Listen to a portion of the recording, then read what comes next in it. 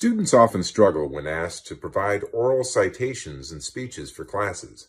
They sound awkward or take too much time, or they can be a lot to remember. And often students just don't know what to say or how to say it. In this brief video, we will review why we do oral citations, specifically what should be cited and how you should cite various types of sources, using examples to help illustrate. So, why do we cite sources?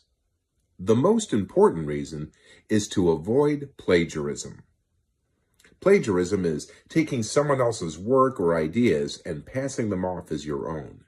It's a very serious matter and can have very serious consequences. So you should always avoid plagiarism. Another reason we cite sources is to fulfill the assignment requirements. It also shows credibility for what you're talking about, and it shows currency or timeliness of your topic. Finally, it allows for follow-up if someone is interested in learning more about your topic. They know where they can go to find out more. So what should be cited? Well, anything that is not common knowledge. Anything that didn't come from your brain, anything that's someone else's idea. And if you're not sure if it is common knowledge or if it did come from your brain, when in doubt, cite. Also, defer to your instructor. For example, your instructor may ask you to cite each of your 3 sources. There's a good chance you've done some written citations for other courses. For writing assignments, citing sources is very regimented, following either the MLA or the APA formats, such as the example shown here. Oral citations do not need to be as formal, but they should always include who, what, and when. Who is the author or the credentials? What is the title of the source? And when is the date of the publication? So remember, who, what, and when, and apply those to the different types of source material, such as articles, books, interviews, or the internet. Now, oral citations for articles, such as magazines, newspapers, or journals, would include the author's name and credibility, the who, the title of the periodical, not the article title, that's the what, and the date of the article, that's the when. For example, according to Jeff Laird, a lead coach in writing, reading, speech assistants, in an October 10th, 2021 article in The Courier, COD's student newspaper. So, in this example, the who is Jeff Laird, a lead coach in writing, reading, speech assistants. The what is The Courier, COD's student newspaper. And the when is an October 10th, 2021 article. Now, I went on to say that The Courier is COD's student newspaper to distinguish it from other newspapers that may also be named The Courier. Oral citations for books, the who, what, and when, are the title, the author's name and credentials, the year of publication. What we do not include are the page number, the publisher, or the city of publication. Those are the kinds of things you might include in a written citation, but not in an oral citation. For example, in his 2021 book, Source Citations Rock, Jeff Laird, lead coach in writing, reading, speech assistants at College of DuPage, said, the who is Jeff Laird, lead coach in writing, reading, speech assistants at College of DuPage. The what is the book, Source Citations Rock. And the when is 2021. Now, oral citations for interviews are a little bit different. For the who, the what, and the when, we want the person's name, a statement of credentials. Why do we care what this person is saying? Who are they that makes them credible to be cited about this particular topic? And the date of the interview. And you should say the information was obtained from a personal interview. For example, in a personal interview with Jeff Laird, lead coach from COD's Writing, Reading, and Speech Assistants, on February 10th, 2021, he told me that ... Now, oral citations for web pages would include credibility, currency, and objectivity. Title, the website name, and the author, organization, or sponsor. as well as the date last updated or accessed. For example, according to the web page maintained by the Wisconsin Council of Dairy Farmers entitled Dairy Products and Your Diet, as of January 10th, 2021, yogurt, ... Or if it didn't have a date, you would say, of an unknown date, which I accessed on September 15th, 2021. You need to give some credibility and some currency and objectivity to the who. In this case, a story about dairy products in your diet was written by the Wisconsin Council of Dairy Farmers. That gives it some sort of credibility, not just some farmer or somebody out there talking about dairy products. It's actually the Wisconsin Council of Dairy Farmers. Now, to that end, is the Wisconsin Council of Dairy Farmers objective about dairy products in your diet? Perhaps not. You may consider that. They may have a skewed bias toward adding dairy products to your diet. So consider that as well. So what if all this information, the who, the what, and the when, is not available? Well, you could say the author is not stated, or the author is not given, or the date last accessed. But I want to show you this source to help you to understand that the source information, the who, the what, and the when, might not always be readily accessible, and it might not be in the most obvious place. So say you're searching for active shooter incidents in the U.S., and you find this source that has a lot of information that you want to use. The who could be the U.S. Department of Justice Federal Bureau of Investigation, and that might be your who. The what is the study of active shooter incidents in the United States between 2000 and 2013, the title of the piece. The when is the date down in the bottom right corner here, September 16th, 2013. But maybe there's a person's name associated with this report as well, and that might give it a little more credibility. So if you go to the second page of the document, it says that while permission to reprint is not necessary, the citation should be Blair, J. Pete, and Schweit, Catherine W.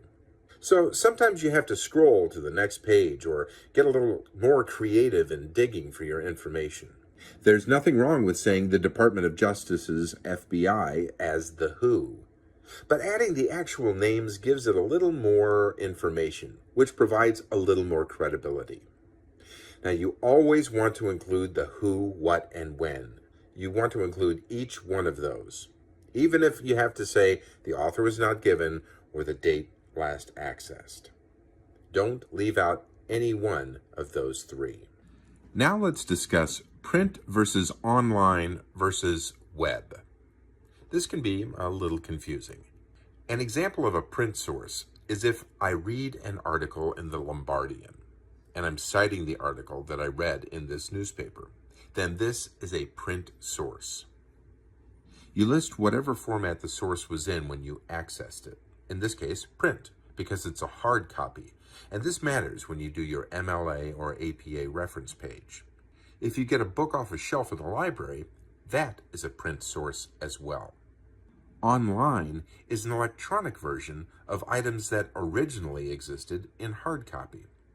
So the same story that I found in the Lombardian newspaper can probably also be found in their online webpage. That would be considered an online source.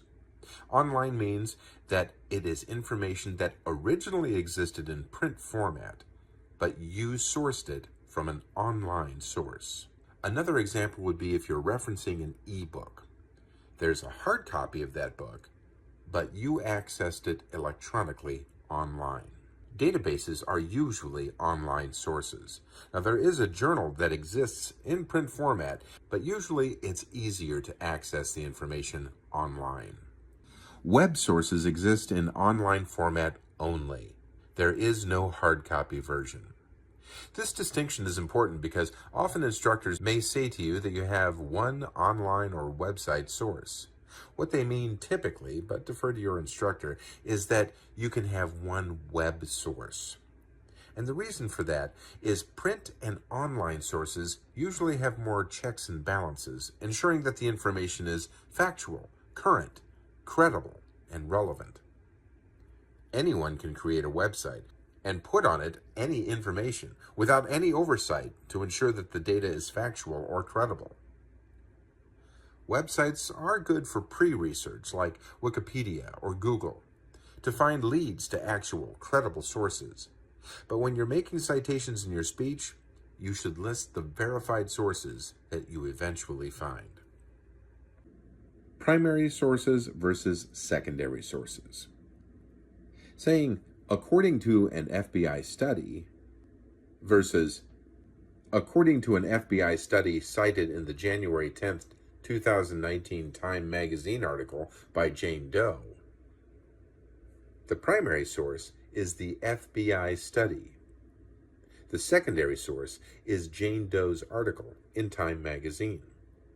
Jane Doe is doing a commentary or evaluation or something on that primary source. A secondary source analyzes or interprets, retells, explains, or critiques the primary source. This matters because Jane Doe might misrepresent what was in the primary source. The primary source is the stronger source. Now, when you research, you might find the Time magazine article, and it references the FBI study.